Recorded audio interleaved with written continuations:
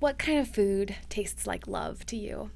Maybe it's great grandma's potato salad, or your uncle's grilled cheese, or mom's lemon pie, or those spicy Cheetos that take you right back to those all nighters in college, or maybe the lasagna you received after the baby was born, or maybe after your loved one died. There is something about food, in the thoughtful preparation, in the delivering, in the eating together, that tastes like love. I'm Kate Bowler, and this is Everything Happens. And I apologize in advance for making your mouth water, but today's episode is all about food. Food that makes us feel less lonely in our pain, or in our isolation, or in our grief. Food that makes us and remakes us when we need it most. And who better to talk about it with today than my guest, Antoni Porowski. You probably recognize him. You should. You must. He stars on Netflix hit series Queer Eye as the food and wine expert, and he's also a self-taught cook who is also a best-selling author with his beautiful and delicious cookbooks, Antoni in the Kitchen and Let's Do Dinner, which I take as an invitation. And today I am so excited to be talking to him about the way food can bring us together, comfort us, and offer us a bit of healing. Antoni, thank you so much for doing this with me today. You're not making my mouth water, but like you made my freaking eyes water. The line about the lasagna, like bringing lasagna to someone after they had a baby, like that was one of the most purest things I've ever heard, and it's like so triggering in the most beautiful way because so many of my friends have just had babies, and I'm just like, oh, I heard that. So It's such a vulnerable moment where we really do need other people to show up with something totally. useful and hopefully edible. Yeah, hopefully edible. Your parents immigrated to Canada, and like so many Canadian kids, you grew up with a mosaic of cultures. I was so happy to realize, of course, vous êtes un francophone. You speak French because, you're from Montreal, but Oui, you're bien also sûr. most cosmopolitan man on the planet. I imagine, because you're also Polish, that Polish food was a really important way for your family to express their culture and their history. And I wondered if we could start there. I'd love to start there. Whenever, if anybody brings up like Polish food, I think it's been such a journey for me because when I was really young, my parents traveled a lot. And if we went on vacation with them, then it was always about which market we were going to, what the next restaurant was going to be. Everything was food centric, no matter where we were. And if my parents went on holiday without me, like if they went to Sharm el Sheikh in Morocco, they came back and we were eating tagine for a month, whether we liked it or not. It was just like or, orange zest and everything, and just more olives than anybody could ever Yeah. ask for. Um, but with Polish food, it was really there were it was something that was kind of it wasn't anything that I had an appreciation for, but I wasn't didn't have any negative feelings. I was just kind of indifferent. And I remember when around high school I moved to West Virginia with my parents, and my sister stayed behind in Montreal. I loved West Virginia and I loved all my friends and I really loved my experience there. But there definitely wasn't as much diversity as there was in Montreal. And for the first time I kind of felt embarrassed for my name, my heritage, Polish stereotypes, Yeah. um, Yeah. Polish food. And so I feel like subconsciously, I don't think it's a surprise that within less than 2 years of being there, I'd almost completely forgotten French and Polish. And you have to understand, like Polish was my first language growing up. We only spoke Polish at home. French you had was mandatory. You had to learn it at school. And I just wanted to kind of eliminate both of those like sides to me. Yeah. Um, I even like considered, I remember like my name Antony or Antek is like my Polish name. I like wanted to change my name to Anthony just to like Americanize it so that I could just like fit in more. Yeah. And it wasn't until I was back in Montreal studying psychology in university for my undergrad that I started. This is basically the rite of passage if you're Polish in Montreal. You go work at a place called Stash Cafe. It's where you get your Polish card.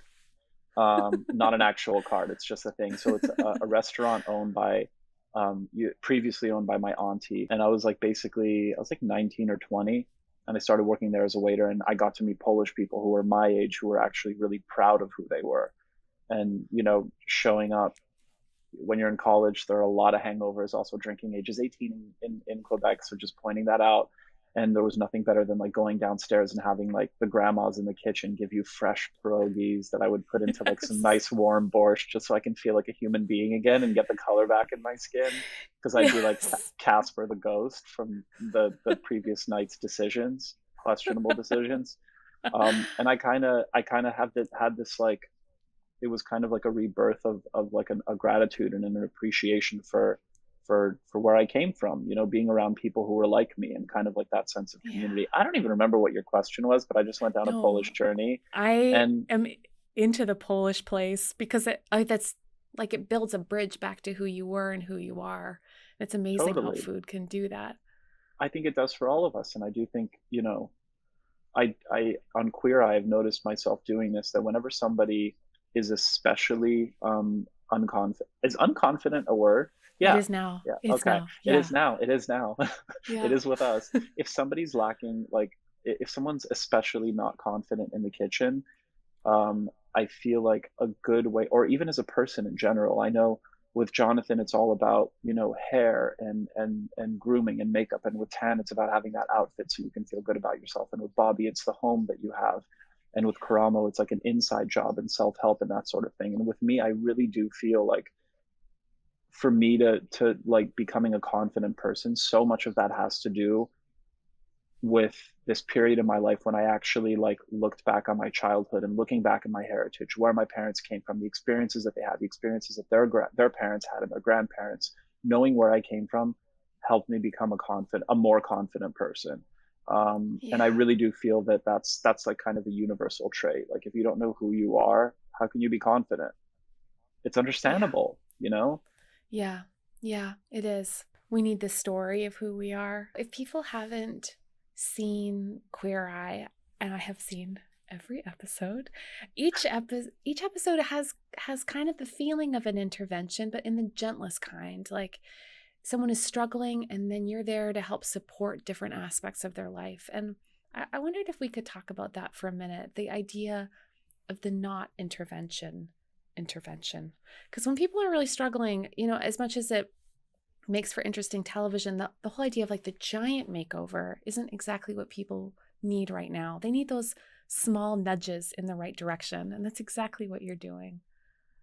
Totally. I think that in my experience, asking someone to change if there is no willingness is kind of like you're not going to get very far. But if a Yeah. person has an ounce of willingness, if there's just, they don't have to know how, they don't have to have the roadmap, they don't have to have the path or the self help book or that, like, route to self actualization. But if they just want change, Yeah. then it's sort of an admittance that what you've been doing so far hasn't really been working.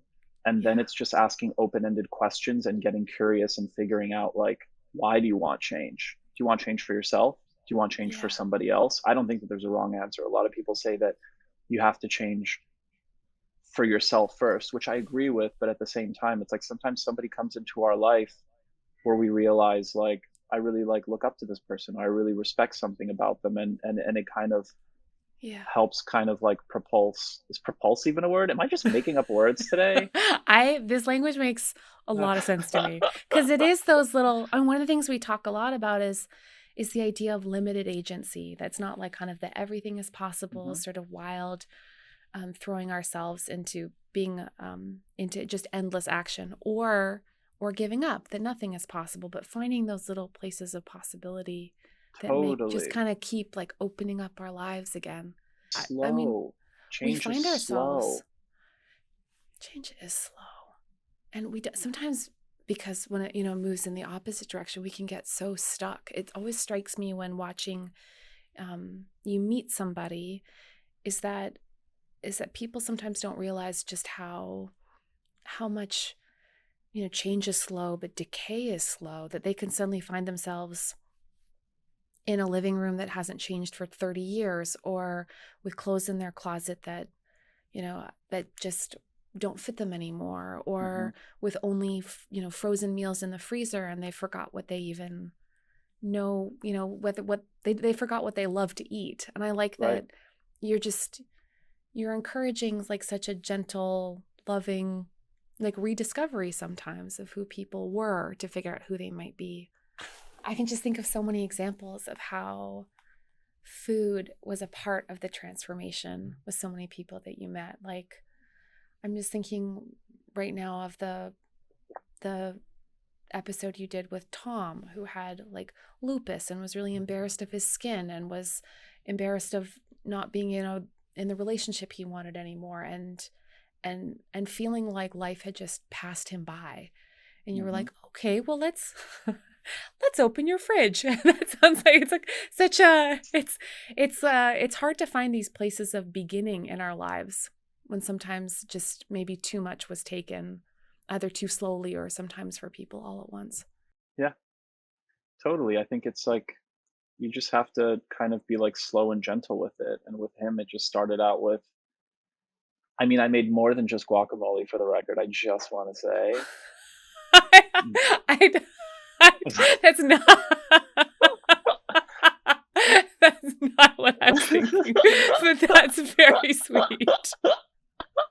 No, because I I just want to say one thing. That was my first episode ever. Andy, what are you talking about? When I saw that episode, here's what I saw.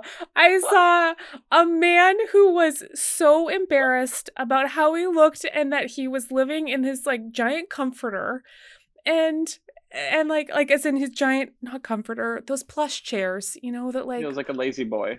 a lazy boy. It And was a that crusty lazy boy. Yeah. and he was eating like frozen microwave dinners the whole Yeah. time. And he kept saying about himself that you can't fix ugly. And he was so embarrassed of his life. I And you know. very gently asked him to reconsider just a few things. That's what I remember about that Yeah. episode. Didn't mean to make it all about me, but I did. No, but it's even just doing like the simple act of, because he wanted to make a meal for his ex who he still had feelings for, and just the like putting him into a kitchen and like making the salsa and preparing the steak for the quesadillas, and then like getting to, the like watching that like childlike wonder, like literally Yeah. when I cut open an avocado and he was like looking at it like he'd never seen the inside of one before because he's only ever ordered guac at his favorite Tex-Mex restaurant, Yeah. or squeezing a lime and being like, where are all the seeds? And it's like, well, limes don't have seeds.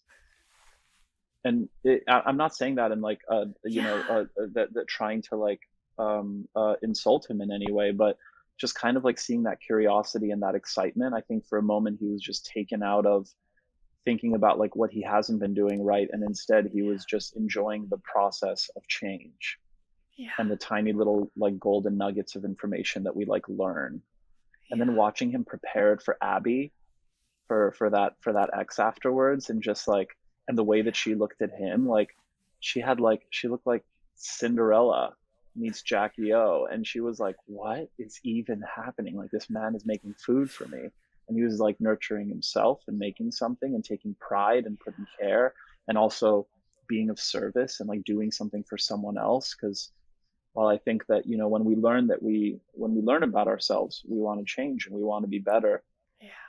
And I do think like, so everyone talks about self-care these days, and we've had promo campaigns for Queer Eye about it, and I do think it's incredibly important. But I do think self-care doesn't exist without taking care of other people. It is a very Yeah. symbiotic relationship. It's great because you get to make someone feel good about Yes. themselves, and also for a moment it gets you out of your head and thinking Yeah, that you're that's terminally right. unique and that you're the only one going through something. I think that is a special kind of magic. It's that people magic that happens when you like get to draw up close to other people's vulnerability. It does really Hmm. help us escape our own. I mean, I've had a rough go with my health. I was uh, diagnosed with stage 4 cancer when I was 35, and that has been a rough go.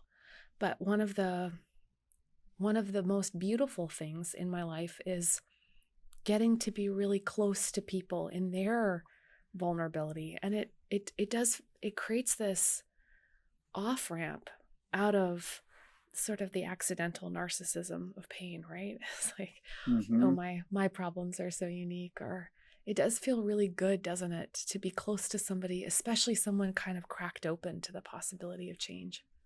Yeah. Totally. So, I mean, I do think food is one of the most, I mean, we need it to live, literally, but also just like in terms of figuring out where we come from through food, with like your beautiful monologue at the beginning of like, from like, was it like a lemon tart to I'm still thinking about that lasagna, to just showing up for other people in the conversations that we get to have with like loved ones around a table, or just making perfect soft scrambled eggs for your partner before he starts his day. Yeah. And like bringing that to him, like whatever it is, no matter how simple it is, to like making a chili for my dog with bison meat and making sure I don't put any onions or garlic because dogs cannot digest alliums. Learning that she definitely cannot eat mango skins because that was just a disaster for all of us. So we have this lovely community here at the Everything Happens Project, and I asked them if they wouldn't mind sending in some stories to Mm, share with you about when food was love in their life. And I thought you'd appreciate some of them. I'm This loving it one, already. I haven't even heard one yet. this one comes from my friend Candace Benbow. Um, she just moved into a home, and her neighbor decided to have a party that lasted way longer than Candace would have preferred. And so, sometime after 3 a.m., when the music was still blasting, she got fed up. Got up and then decided to bake him a pound cake, which she delivered the next morning with a kind but firm letter instructing him that she was not entirely thrilled, and that her thought process was sometime after 3:30 a.m. that she was thinking of him, but in the future maybe he could think of her, and and then and then very kindly dropped it off, and then she met him the next day. Turns out he was a music producer, which made sense of the music, and he apologized and said he would absolutely keep the music down, but he loved the pound cake, and over pound cake opened up that he was actually just struggling through his very first holiday without his daughter, who he'd just lost in a tragic car accident, and that the fact that she led with pound cake and kindness instead of just rightfully maybe prejudging the situation, that it like opened up a friendship for them when he was lonely and actually just overwhelmed. Yeah. Oh, I thought that was, I was like, Candace, they sent a photo of her and Tommy, and it made me just wonder if there's ever been a moment for you where you needed people to just really to show up with food. yeah. So there's this incredible powerhouse of a woman. Her name is Beth Barden. She lives in Kansas City, Missouri. She has a wonderful brunch spot called Succotash, where she makes her grandmother's pancakes with this like awesome lingonberry sauce. And she also does a really great heirloom tomato lemonade that she serves in summer with her own heirloom tomatoes, of course. It's my very favorite. And she did catering on Queer Eye while we were in Kansas City. And if you've ever been on a set, usually it's like vats of food in like aluminum containers, and it's like it's totally edible, it's totally fine, but not for Beth. She would show up with whether it was like some popcorn machine she bought for 20 bucks at a flea market, and like a cotton candy machine, and then this like vintage chicken feeder filled with like a beautiful Cobb salad with of course greens from her own garden. Like she's that woman. And I was going through, just personally, I was going through like a really rough time because I felt like a season of Queer Eye dropped literally the first week that we were filming in Kansas City. But and there was all of this like external success that was going on, and all of this attention, and all of this praise, and all of this electricity going on publicly. And it was the complete opposite of how I was feeling on the inside. Like I felt like I was just completely empty and not understanding why I was so unhappy, and just thinking like I should be happy. I have all of these external things that were supposed to make me happy. Why am I so sad? And I was just stressed with work, and my thing is I have a very addictive personality, and so I throw myself into things whether they're good for me or not, and I just obsess over them. And work for me is definitely one that I have to check in, and that I have to be very mindful of, because I can just throw myself in fully, and I can create a lot, but the drawback of that is that I'm just not, taking of myself taking care of myself like spiritually. And she saw that, she felt it. And so she was helping me while my lovely co-author and I, Mindy Fox, were working on the book. Beth would come over and she would help with testing of certain recipes. And so I would like come back from like a full day of shooting and she would have like 5 dishes ready for me to try. And it was like 5 proteins. So I would be trying like chicken livers, a roast chicken, some kind of like fish, and then chicken another way, and then like a pork chop. And she would bring me food. And it was like I mean, she's an excellent cook, so everything was always delicious, but it always included like little notes. The Tupperware was always insane and from like the 1970s, and it was like glass with like a weird like silicone lid that was like some bright like more like, yeah, she's that's her. And and she just like she knew exactly how to just like speak to me. And I would come home and I'd be like, okay, I'm ready to work. She'd be like, no, you're gonna sit down. Yeah. And she would just like make me eat, and we just wouldn't talk for like 20 minutes. And sometimes I would just start crying out of nowhere. She wouldn't even ask me why. She just treated it as like it was like a non-issue. And then we would just like get back to work. And she knew what I needed more than I did at that time. And Yeah. she just had it kind of like had that instinct. Yeah. And yeah, it was like a really hard time, and I was too embarrassed to share with anybody that I was going through a rough time, because like I shouldn't Yeah. be doing that. I should be grateful for all of these like awesome external things that I have going on, and I should Yeah. just be expressing like a tremendous amount of gratitude. But I was just feeling so empty, and she made it okay to feel that emptiness and to be able to like sit in my feelings. Yeah. Sounds like she knew how to feed people and nurture people, which is such Yes. a precious kind of Yep. presence. I love those people who just kind of scoot Hmm. it, like they just pull up a chair. I wondered if we could talk for a second about some of the best practices when it comes to bringing people food when they're going through a hard time. I remember because I went through a really long season where I really didn't have the resources to take care of myself, and my family was really overwhelmed. When I really needed people, people really signed up to take care of me, and I was kind of a little embarrassed and tired and overwhelmed, but really grateful to have people be those people in my life. I wondered if you love simple, beautiful food. And I'm sure you have some advice about bringing it to people's homes. Like I might add, like just to start us off, like feel free just to drop it off and don't feel like you need to visit with that person for 2 hours, especially if they're really tired and they just Hmm. really want the food, not necessarily always the Yeah, company. totally. I think the rule that I would kind of apply, I love to impress people. I love to have people try things that they've never tried before, and discover new things, and just kind of like just look at the look on their face when they're taking a bite of something and they're experiencing it for the first time. That said, when I'll tie it into having a dinner party, when I'm having somebody over for the first time, I always want to go really ambitious and make something I've never made before. Big mistake. Huge. What's that from? Pretty Woman, when she goes into the store afterwards. Big mistake. Huge. Wow, I'm gonna have to watch that again. Anyway, That's that took a right. turn.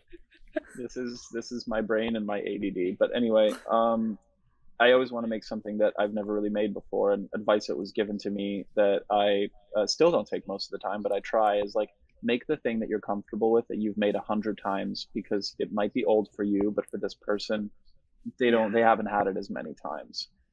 that's And nice. comfort can mean different things to different people. For some people, it's getting Ina Garden's Beatty's chocolate cake that has coffee in 2 different forms that just add the right amount of bitterness with like that perfect buttercream frosting, and just like the spongiest, most delicate, airy cake.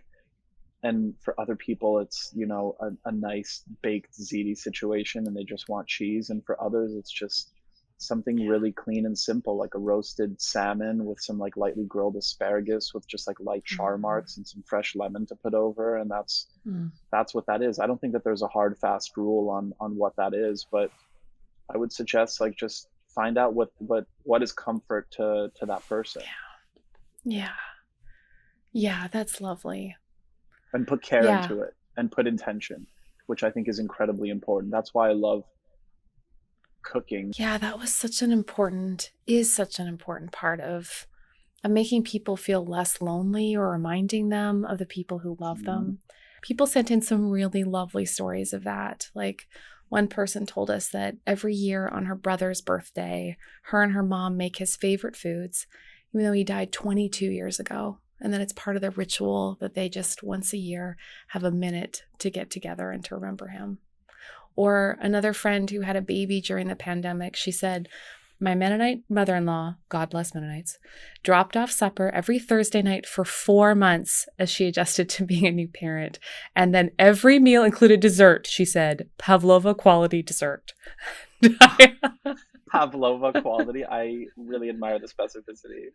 I one person said, "We don't make it, but we eat Goodberry's custard to remember Dad on his birthday. He died 11 years ago. His birthday was Saturday. My youngest, who never met him, looks at the calendar and it says 8/21. It's Goodberry's Papa Day," which is such a sweet way to bring memories even to people who don't get to directly remember them.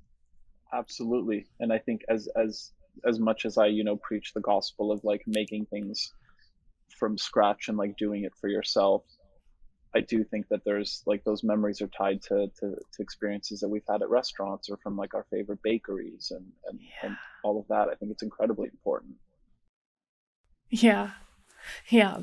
I There's no judgment there. there is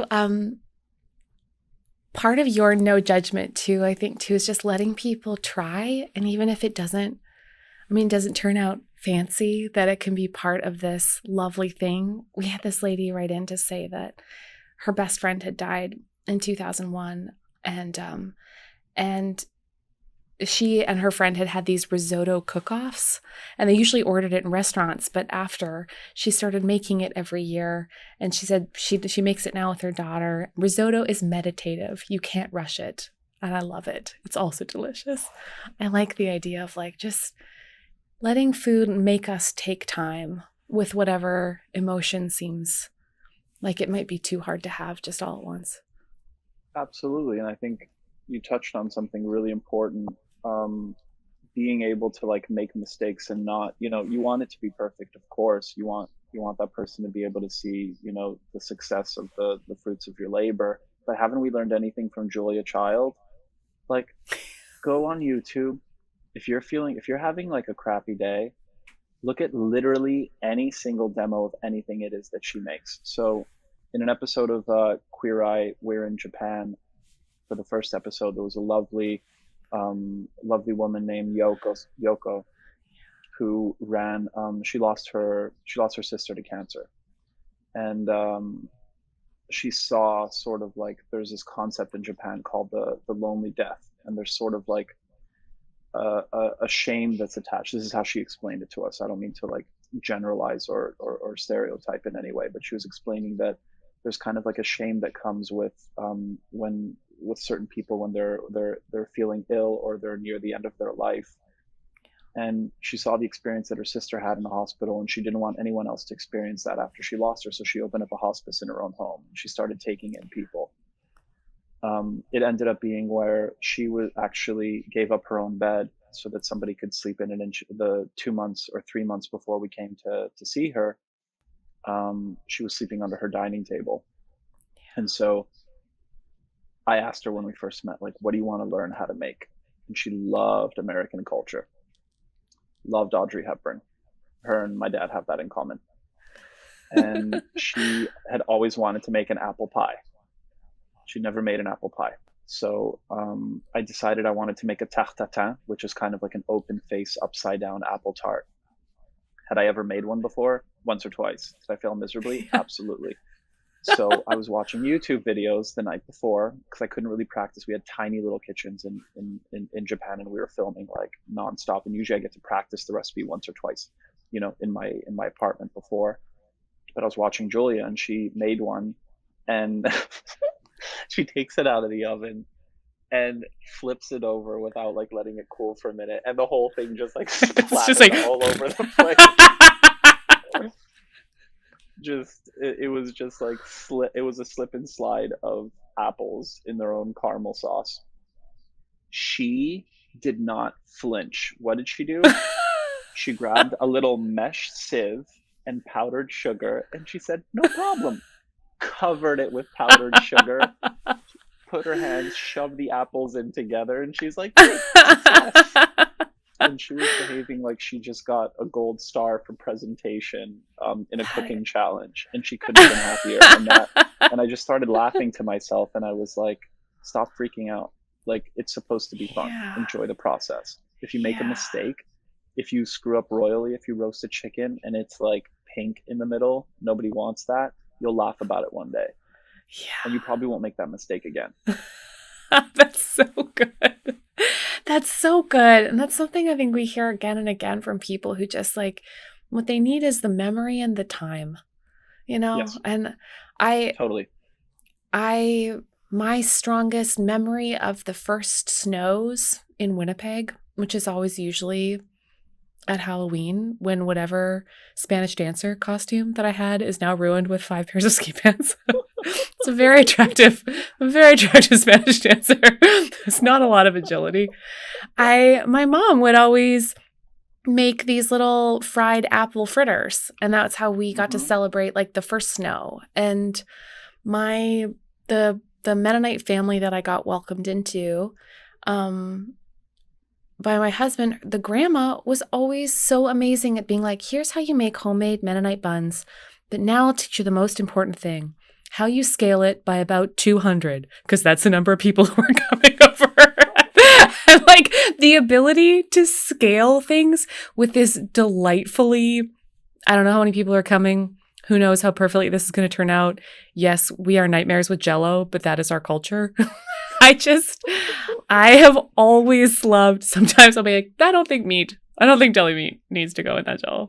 I feel like that's not what the Lord intended. But I've always loved the assumption that it was like, it was going to be the fact that it invites people in, and that would Hmm. be, and like all the better if it's delicious. But even so, it's going to be the thing that holds us. Yeah, I remember I was visiting my sister, who I mentioned earlier in Ottawa. That's where she lives. And my dad drove from Montreal, and um, it was the first Christmas Eve in several years where the three of us spent it together because I'd always been in the States, and we used to celebrate as a family, the five of us. And won't get into it, but basically, like we don't celebrate anymore, to put a long story short. And so it was really special to my father that we got to celebrate the three of us. And Polish Christmas Eve, when you're Catholic, is it's kind of like the feast of seven or nine fishes. It's like the Italian situation where you just herring prepared five different ways. You have a beautiful fish, like a nice Wow. Chilean sea bass, or like a nice like a halibut or something. And of course, I decided to take it upon myself to make dinner for everybody. And it was so there was a small group of us. My father went to the fishmonger in Montreal on the South Shore and picked up beautiful halibut fillets. And halibut is like it's a fancy fish. It's like one of the most expensive cuts. It's lean. You definitely don't want to undercook it. It's not like salmon where you can have it medium rare. You want it to be Yeah. perfectly cooked, but if it's overly well done, it just gets dry and tastes like a slipper, and it just starts to fall apart. And so he spent like $120 on fish for like Yeah. four of us, which is like that's a lot. That's like Yeah. restaurant pricing. And I was like, I got this. Put it in the oven, started doing a bunch of other things. It stayed in there like not like 2 minutes longer than it needed to. I could have lived with that. It was like a good solid 10 to 15 minutes. And my father, who's like super easy and like just like doesn't really complain or have like strong opinions about like getting upset about anything. He's just like a people pleaser like me. And he just tried it and he was like, wow. And we just all started laughing. And it was like this emotionally charged, like we all knew there was like this undercurrent of missing what Christmas used to be like for the family, but also like appreciating that we were able to be together. So it was very happy, sad. And we just had this like exploding laughter across the table that I just like screwed up Christmas Eve dinner. Yeah. I'm $1 million to blame. halibut. They're thinking I'm gonna make this big meal, Big Shot Son on Netflix with a cookbook, and like he can't screw up fish. It was, we couldn't even finish it. We like it was just, and in my family, like you don't leave anything on your plate. We Yeah, finished yeah. You're like, everything. That's what we they're were like, I taught. love you. We didn't eat half of it. We went straight for the bread and butter. It was a bread and butter dinner. It was the feast of the styrofoam fish. Oh, the holiday of Yes. styrofoam. Oh my gosh, that reminds me of the Christmas where somebody in my family who shall remain unnamed, John, he convinced my mom that the chicken had been left out too long to thaw, that she had then just prepared into took her about 14 hours to make Christmas dinner. And then we were all sitting at the table and we just heard some shuffling in the other room, and my mom comes in and she's just holding like a couple of sad side dishes, and she's like, "I'm sorry, I threw it out." And we were like, "What?" It turns out that she, in a fit of stress, had thrown out Christmas dinner. But she's like, "Don't worry, there's a samosa place open." And so then the samosas arrived 2 hours later, and they had misheard the order. I don't know what my mom said, but there was only 7 desserts. And so that was the Christmas of 2 failed dinners. So may we celebrate many, many feasts of bread and butter with our loved ones. I love that. I love that. We were, we were, we were very forgiving. Just joking. We were super irritated about it. We brought it up for years afterwards. Antoni, you are the king of hospitality, by which I mean you invite everybody in. Thank you for your soft-heartedness and just having this conversation today. Thank you for your meaningful questions, your anecdotes, your like smooth, buttery ASMR voice. It just like completely calmed me down. It's like I haven't been chugging coffees all day. I just feel very relaxed. I didn't even meditate today, and frankly, I don't know if I need to after just spending an hour with you. I genuinely mean that.